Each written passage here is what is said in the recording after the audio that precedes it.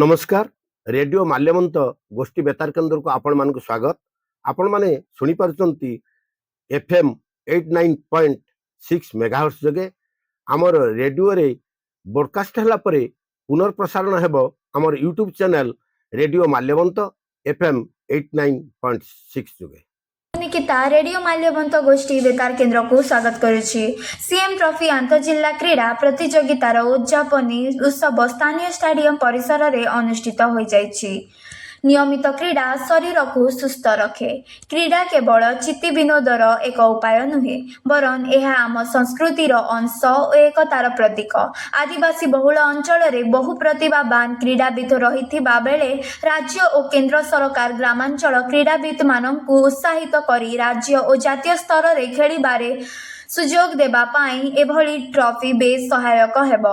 आगामी 2036 रे प्रधानमंत्री आम देश रे ओलंपिक्स आयोजन करने को लक्ष्य रखिछन्ते। उक्त ओलंपिक्स रे आम जिल्लार क्रीड़ाविद माने मध्य भाग निश्चय नेबे नवरंगपुर सांसद बलभद्र माझी प्रकाश करिसन्ते।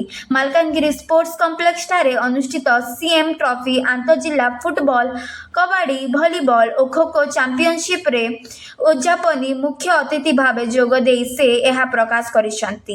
एथिरे अन्य मानक मध्यरे मालकानगिरी विधायक नरसिंह माळकामी, चित्रकोंडा विधायक मंगू खिल, मालकानगिरी जिल्लापाल प्रथमेश अरविंद राजशिर्के, उपजिल्लापाल दुर्योधन भोई, जिला एथलेटिक्स संघरे संपादक रामहरि पंडा, जिला क्रीड़ा अधिकारी मुन्ना तुरुग जोग देइथिले। गत मास 20 तारिख रे आरंभ होइथिबा सीएम कप ट्रॉफी फुटबॉल भलीबॉल कबाड़ी खो खो भली क्रीड़ा रे जिल्ला रे 7टी ब्लॉक रु विभिन्न दलर 200 रु ऊर्ध्व क्रीड़ाविद अंश ग्रहण करथिले।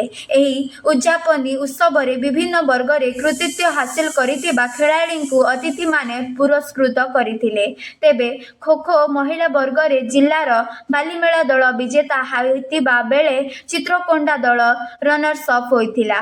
सेहीपरि पुरुष वर्ग खो खो रे बालीमेला दल बाजीमात करितिबा सह पड़िया दल रनर्स अप होइतिला। कबाड़ी महिला वर्ग रे मालकानगिरी दल विजयी और कालीमेला दल रनर्स। कबाड़ी पुरुष वर्ग रे बालीमेला दल चैंपियन और पड़िया दल रनर्स। भलीबॉल पुरुष वर्ग रे खैरपुर दल विजेता और पड़िया दल रनर्स। भलीबॉल महिला दल वर्ग रे मालकानगिरी दल विजेता होइतिबा सह पड़िया दल रनर्स होइतिला। सेहीपरि फुटबॉल महिला दल वर्ग रे चित्रकोंडा दल विजयी होइतिबा सह कालीमेला दल रनर्स एवं पुरुष वर्ग रे आज अनुष्ठित फाइनल मैच रे मालकानगिरी ब्लॉक मारंगबुरु दल 2-1 गोल रे मालकानगिरी पौर परिषद 11 स्टार दल को पराजित करिथिला।